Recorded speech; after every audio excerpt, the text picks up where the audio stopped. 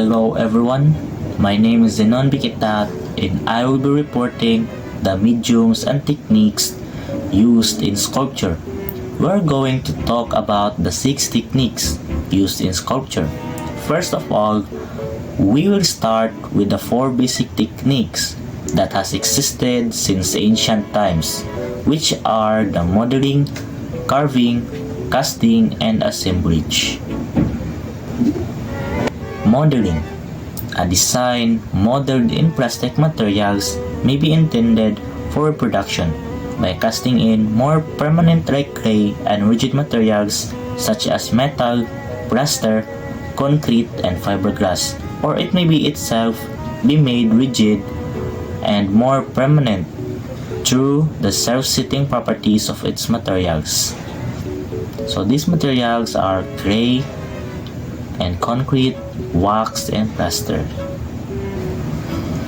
So this is an example of modeling. In modeling, the most common used materials for modeling in sculpture are clays and wax.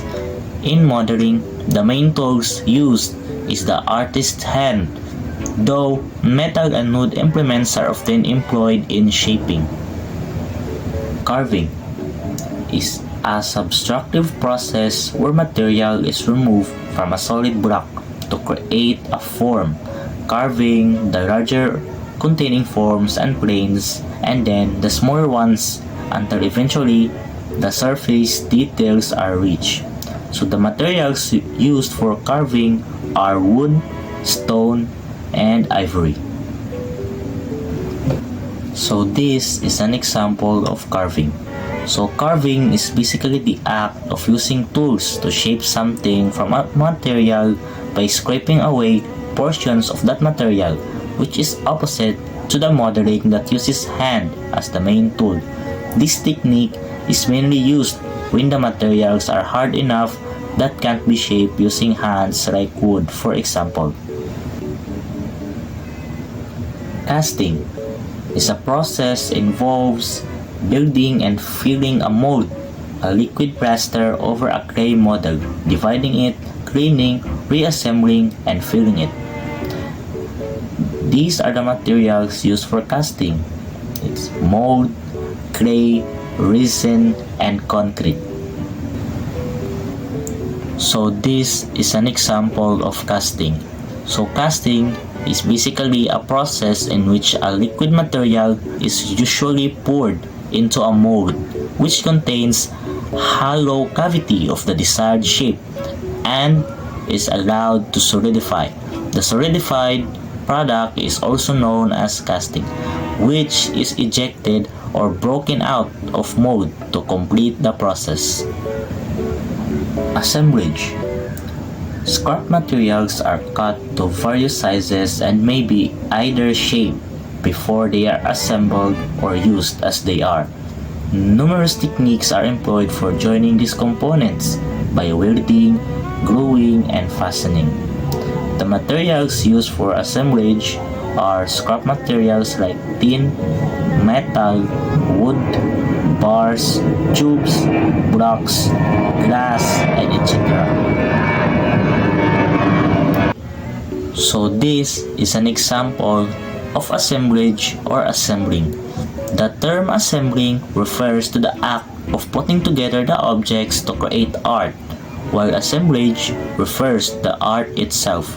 Assemblage art often uses objects that are scavenged or bought by the artist.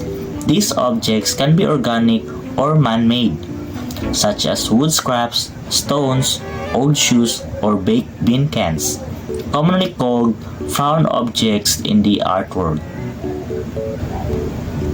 Now, let's tackle the 2 remaining techniques that are considered modern art forms in the 20th century, which are the installation art and kinetic sculpture. Installation art, a technique where an artist creates large-scale, often site-specific works designed to transform a particular space, engaging the viewer in an immersive experience. The The materials used for installation art are wood, metal, glass, fabric, light, interactive technologies, and many more. So this is an example of installation art. Installation art is a purposeful placement of three-dimensional objects to create a unified experience.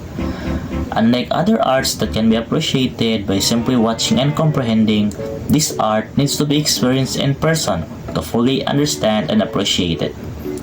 It may be temporary or permanently placed at a site.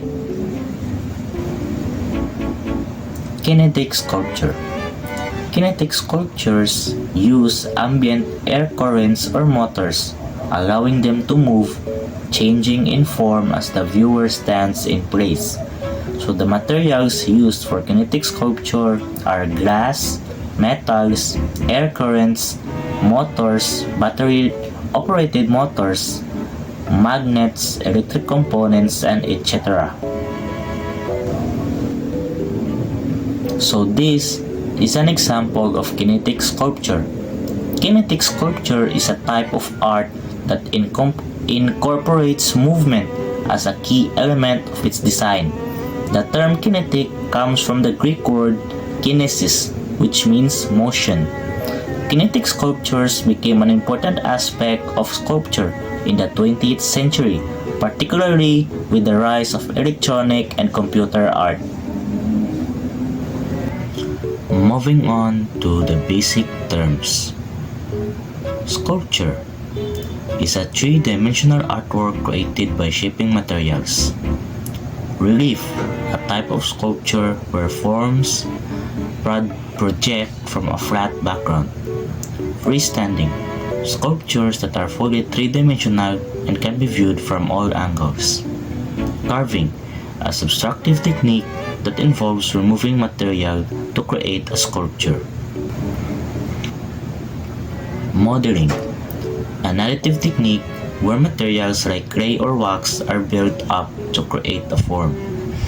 Casting, a process where a liquid material is poured into a mold to create a sculpture.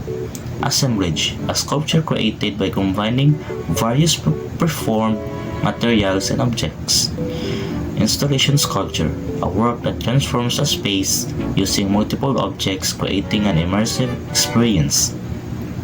Kinetic sculpture is a sculpture that incorporates movement often using mechanical device or air currents. Medium, the materials used to create a sculpture. For example, stone, metal, or clay. That is all for the report. Thank you.